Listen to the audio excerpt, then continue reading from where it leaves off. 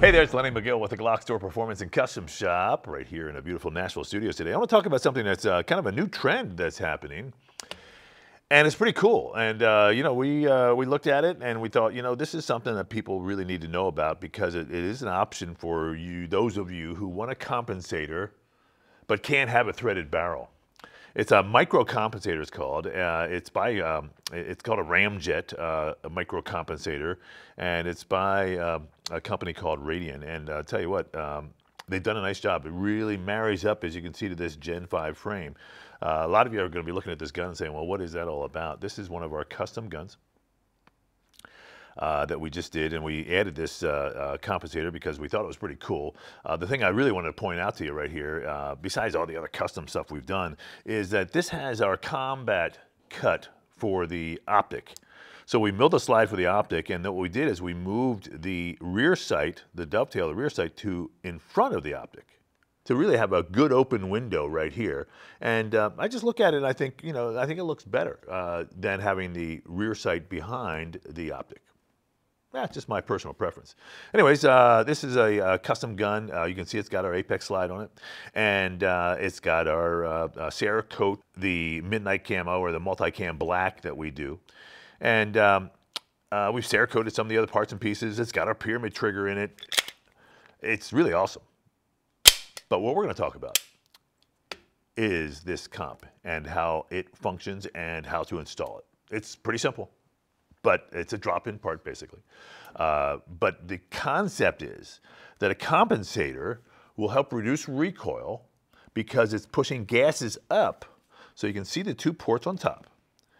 And what happens as you shoot, the bullet is escaping down the barrel, right? Gases are coming in front of it and behind it. But as the gases reach the ports, and this happens all in microseconds, as the gases reach the port, they explode up through the opening in the top, the two ports in the top, and the bullet exits.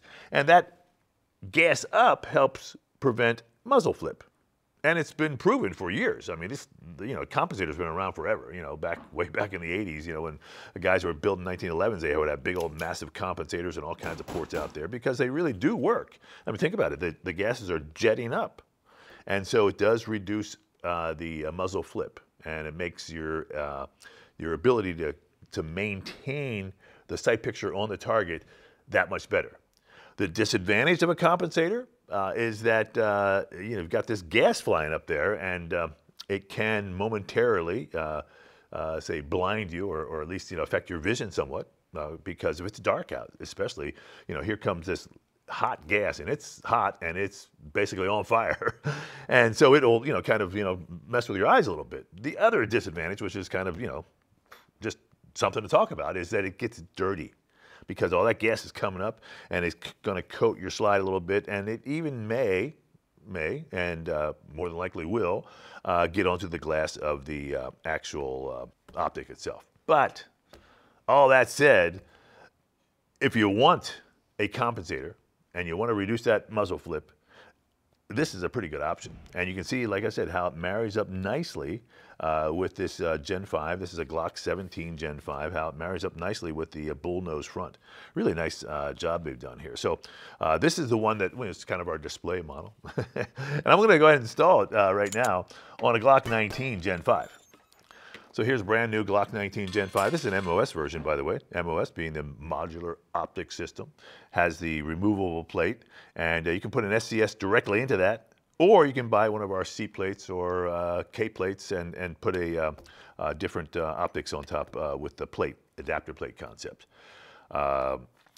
First thing I want to do is drop this magazine, make sure it's empty. It is. Look inside the gun and make sure it's empty too. And pull the trigger in a safe direction. Now we can go ahead and work on this gun a little bit. The compensator and barrel come as a unit. And here it is basically. You can see the barrel's kind of neat, nicely done. They've done a nice job kind of, designing it to be cool looking. It's got a fluted concept here on the barrel shaft itself. And you'll notice that the compensator is attached to the barrel with a little set screw concept, all right? So we can kind of get a feel for what this is all about by just taking the torque wrench here and just unscrewing this guy a little bit. And then I'll take out this set screw, and then we'll take the compensator off, and that'll give you a good idea how this works. So the barrel's a little bit longer than the factory barrel. There's the compensator, or the piece that goes on top of it. And you'll notice how the barrel is shaped and how it has basically a cutout here. And again, those gases come up, and the compensator directs them. And that's the concept. It's really like a jet, you know. It directs them up, and as you're shooting, that does help maintain that muzzle from rising. It's really, you know, it's a great concept, but really well executed here with this particular model that we're looking at. So, like I said, the barrel's a little bit longer than the factory, so let me go ahead and take the factory barrel out real quick, and we can kind of compare them. So to disassemble the gun, as you know, we're going to go ahead and pull the slide back just 1/4 of an inch and pull down on both sides of the slide lock. And as we hold that down, we're going to walk the slide off and make sure I kind of hold on to it so it doesn't fall away. And there it comes, just like that. There's the upper, there's the lower, that's the frame. We're not going to work with that. We're going to go ahead and take out the guide rod just by depressing that. And here comes the barrel. Just finger it up. And there's the factory barrel. And there's the replacement barrel. I'll put them side by side so you can kind of see how they're going to marry up. And you'll notice that the barrel that we're going to put the compensator on is a little bit longer. And, of course, it has a channel here, or a slot here, to accept this screw that's going to lock it in place. So not only does it attach it to the barrel itself, but it also times it so it doesn't twist or turn, which is really nice. Because, you know, when you have a compensator, sometimes you're putting it on the threads, and sometimes it doesn't necessarily marry up perfectly. And you know, usually you have a little set screw to set it. But this one really eliminates any kind of doubt whatsoever, because once you get it on there, you're able to time it up with that little slot and set screw. All right, slide, new barrel. All right, just drops right in. No magic. Boom. All right, and then now I'm going to go ahead and I'll just put my guide rod in to hold that barrel in place. Just like that. And that's it. Now, here comes the compensator part. Okay, now this is only one way it goes on. Again, you'll notice the Gen 5 guns have a bull nose front, and this is designed to really just marry up to that bull nose, just like so. There's really no other way you can put it on. And you know, if you look at the ports, you'll see that they, you know, have that direction. And again, if you look at the barrel, you'll see that there's gas coming out of, you know, almost the entire piece. So what does that tell you is that this guy right here, this ported piece right here, is what really directs those gases and keeps the barrel or the whole muzzle from rising. And that's, you know, a pretty neat concept when you think about it. So you've got these two jets coming right out there, and that all happens so fast you can barely see it. If you shoot in the dark, you will see some flame coming out of there. And then you realize how much power is going on there. So now we're going to take our set screw, I guess I'll call it, a little set screw, and just drop it in, and then just screw it in place.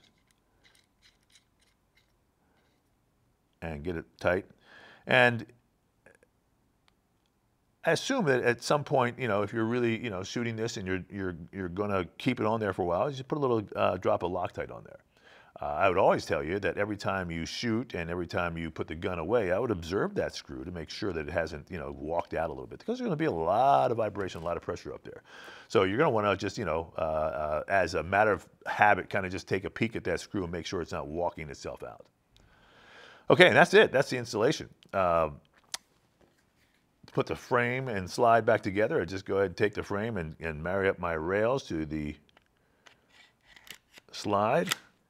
Get it kind of set, and make sure you don't pinch yourself on that slide, because I almost did it. And there it is. Now if I just let it go, it's good. I will tell you, if you put your hand up here and you bring it back, you got some meat in there, you could actually pinch it. So be careful, because that'll hurt. You'll do it once, you won't do it again.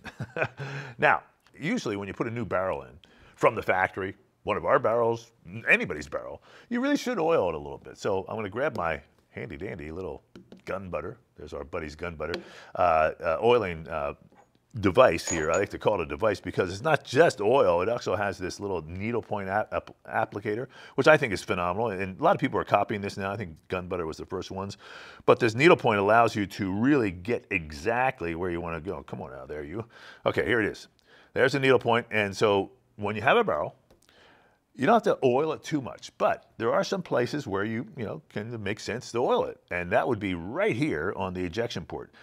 Remember, the Glock has an articulating barrel, so as the slide comes back, the barrel kind of tilts up. So what's happening is that slide is kind of forcing that barrel down.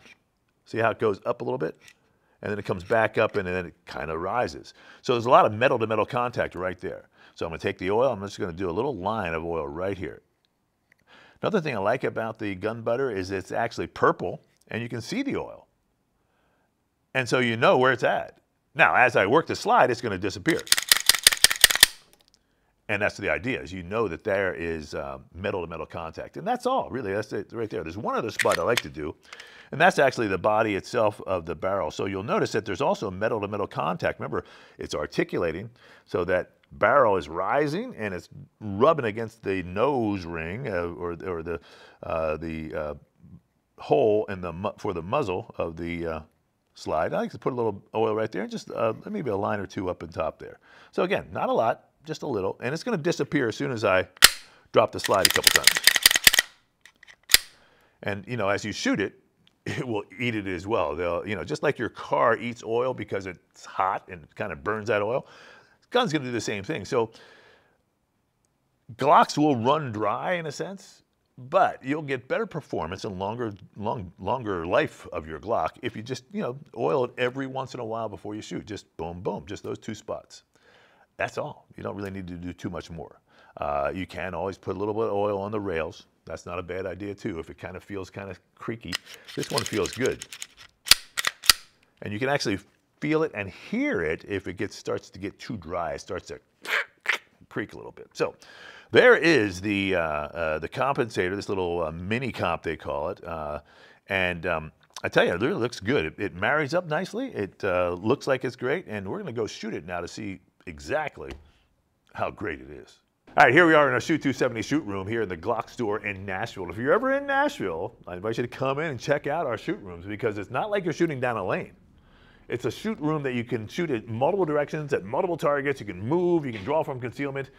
It's more dynamic, it's better practice, and it's a whole lot more fun, as you can hear next door. So now, we're going to be shooting the Ramjet micro comp, just like we installed there. I want you to pay attention to the gases escaping.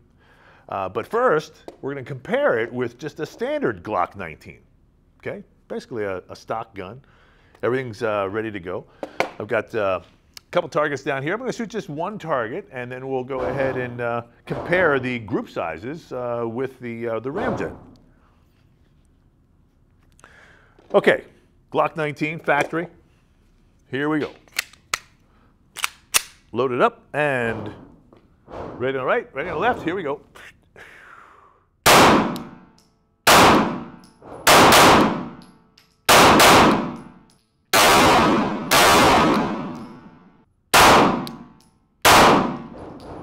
Not a bad group.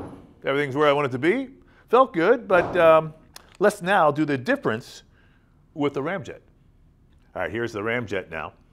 Micro comp. Stock in every other way. Okay, that's the idea. And we'll compare it with our standard stock Glock.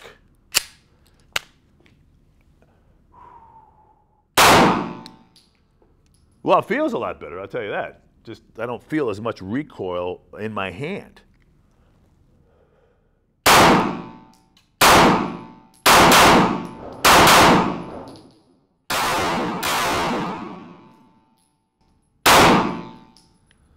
Well, that's a little tighter group, I'd say, right there. But now, I'm going to add one more element to it. We're going to add our pure tungsten guide rod to the micro comp. So the pure tungsten guide rod is a very heavy guide rod compared to the factory plastic guide rod. The factory plastic guide rod is very light. The pure tungsten is about 5 times as heavy. And that's going to help reduce recoil even more. So by adding the pure tungsten to the micro comp, I'm expecting to get even better results, better grouping, and better feel for the gun. All right, last magazine. Here we go. We're going to go into headshots up there.